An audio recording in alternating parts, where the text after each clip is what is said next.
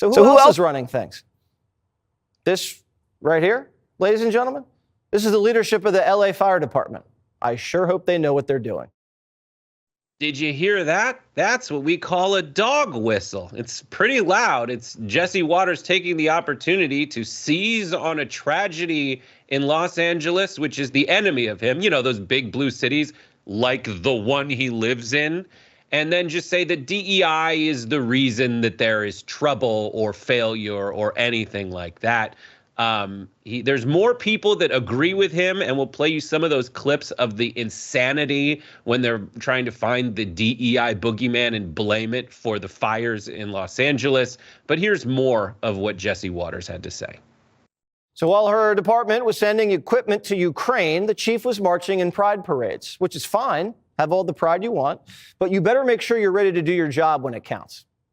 LA County Fire Department fired a ton of men who refused to get vaccinated. Bet they could have used those men today. In fact, California has a program to scrub white males from the fire department. There you go. There are many allegations there from Jesse Waters, but, you know, he really boils it down to she's a woman lesbian. DEI is one of the arrows in my very lazy quiver of right-wing news. I'm going to shoot it in what I would describe as an attempt at an Overton wormhole, where you just try to say something ridiculous and suck people into it so they'll talk about that instead of the fires you should hope people should be saved from. But Cenk, what's your take? Yeah, so this is why people get repelled from the right wing. What the hell was that with the picture? All he did was put up the picture and go, "It's the LA Fire Department. Look, they're women. Of course, we all hate women. They're totally incompetent. They can't do anything." And that's the assumption, right? Why? So what's the problem that they're women? Look, guys, if you want to say, hey, you have to have the same standards for men and women, and this is an important physical job, and they need to be able to carry people out of the building, totally agree. Okay, you shouldn't relax the standards, etc. But he didn't say any of that, and you don't know anything about those women. All you saw was a picture of women, and Jesse Waters was like, I think my case is proved. No, what's proved is that you're a sexist prick, right? That's the only thing that you proved, and it's by definition, because he didn't say anything that was particular to them. He didn't say anything that they did wrong. It was just like women, obviously incompetent. I mean, I don't know how women watch that show. It's crazy. How do you watch that and go, oh yeah, we're totally incompetent. We shouldn't be hired for that. Yeah, he's totally right. It's maddening. And then, so look, guys, there's so many. We just did a giant segment on what Karen Bass and Gavin Newsom did wrong. It is a target-rich environment. You could talk about the water. You could talk about the lack of preparation. You could talk about this. And they're like, oh, DEI. It's minority and female problem. No. That's why people don't want to vote for Republicans, because you say crap like that. It's just so stupid. Yeah, I agree. It's just stupid. There's one thing I know for sure is that Jesse Waters doesn't know anything about fighting fires. And he doesn't care to know. He does know what his job is. He doesn't know about her job. He just knows that she's a lesbian, and his job is to say something, problem, something, blue city, something else, DEI, lesbian, pride, and white people are disenfranchised. Here's a look. Let's go to graphic 2. Here's a look at a pretty basic cross-section of the LA County Fire Executive Board. If I were as lazy and stupid as Jesse Waters, I'd say, what is it with white men in the LA County Executive Board that are lighting LA County on fire? How dare these white men do that? And there are people who say stuff as dumb as that. But like, that's just not how any of this works. I agree with Cenk. There's many, it's a target-rich environment, and there's many things that if you give a crap about the issue, if you give a crap about the problems, if you, Jesse Waters, New Yorker, who gets someone to drive him from his house to his job where he less than works for less than 2 hours a day, like, you have to understand, Jesse, that you live in a bubble and you are just completely oblivious to the real problems in the world. And that's it. It's just lazy. It's just stupid. But that's what the Republican Party does. It's what they do in league with each other, in league with Fox News. They just repeat nonsense. And that's the role that it plays in their voters and their viewers' lives. They just want you to connect the dots with them. Even if those dots aren't connected, he just brings out his big stupid marker and goes, fire, and connects it to the same stupid dot that he lays out there. Yeah. So look, guys, this is identity politics. Yeah. Not only do you have a world of legitimate ways to criticize Democrats in a blue city in this case, right? Which we just did on the earlier story. And then on top of that, you could actually talk about the donor class and how the Resnicks have taken an enormous amount of water from California and have donated to Democrats, and the Democrats made deals with them. And maybe we could have used that water. Like, that's a super legitimate, interesting conversation to have where you're still criticizing Democrats. But then that involves the donor class, and Fox News doesn't like that. So they're not going to criticize that. Instead, they're going to distract you with identity politics and culture wars. And talk about lesbians. What does lesbians have to do with a fire? Are you guys mental? And guys, this is the most old, tired trick that Republicans have. Create wedge issues that create wedges between us and distract people from the real problems. So here, I want to play the Dave Rubin clip here. And after Dave, we'll show you Laura Ingraham doing it in a different way. They're all obsessed with DEI and blah, blah, blah, and trying to distract you and get you to hate gay people for no reason in the middle of this fire. It's so insane. So when you need someone as cover to hate gay people, what do? You find a turncoat who is gay and will tell you that the real problem is gay people. I present to you from several years ago, Dave Rubin. PG&E strikes me as almost a metaphor for the destruction of the state. So here's the utility, which doesn't really know anything about its own infrastructure, but knows everything about the race of its employees. How did we get there? Yes. The problem right now is that everything from academia to public utilities to politics, everything that goes woke, that buys into this ridiculous progressive ideology, that cares about what contractors are LGBT or how many black firemen we have or white this or Asian that.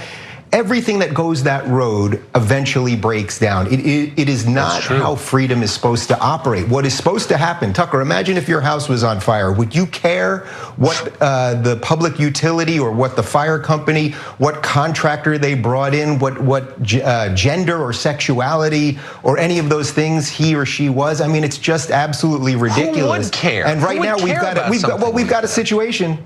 Of course you wouldn't care. So there he is. It's worried about the sexuality of the firefighters. No, brother, they're worried about did they get enough goodies to their donors? They're distracted. They don't care much about the voters. There's a billion ways that you can criticize them without dragging the sexuality of the firefighters into it. But well played to bring in someone from the LGBT community to throw the LGBTQ community under the bus. But these days, in the second Trump term, they don't even have to bother doing that. Jesse Waters will just do it and be brazen about it. Yep. And following through on Cenk's promise, here is Scott Jennings and Leo Terrell blaming DEI for the LA fires. Take a look. It's poor management on the part of the Democrats. They do not look at fire prevention, what you said, basic forestry as a priority. It's climate change. It's EV mandates. It's preventing oil drilling. It's DEI, that DEI, which is so sickening. What does DEI have to do with putting out fires? But you got a city fire chief who thinks DEI is the #1 issue. It's insulting. Also in California, you might have recall a news story from last year. There was some interest in the fire departments and the firefighters in California. And the interest was that there were too many white men who were firefighters, and we need to have a program in California to make sure we don't have enough white men as firefighters. So we have DEI, we have budget cuts, and yet I'm wondering now, if your house is burning down, how much do you care what color the firefighters are? And then moving on, here is Laura Ingraham calling Biden's Secretary of the Interior, Deb Haaland, a DEI hire. We wanted to build more dams and raise it up. California continues to grow, and we've built no new dams with all new population. Oh, he got rid of 4 dams. He did the big ceremony with the tribal leaders. Deb Haaland, we got to call her out too, because she's the Interior Secretary, another DEI hire of the Biden administration. I'm sure she's a lovely person. She is completely incompetent. Completely incompetent. That is, I mean, it's just so lazy because they're not saying what she did that is incompetent.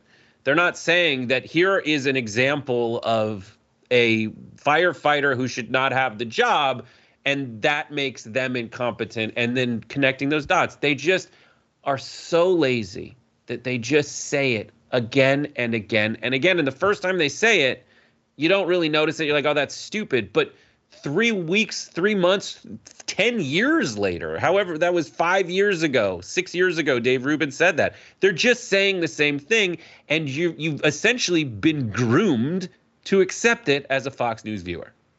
Yeah, so let's break it down one by one. Do you know what program they're referring to? They're referring to a program in Marin County, which is in Northern California, that ran for 1 year that said, hey, maybe we should have minority and women firefighters as well. So that apparently lit a DEI firestorm that affected all the way down to Southern California many years later. It's beyond absurd. It's beyond absurd.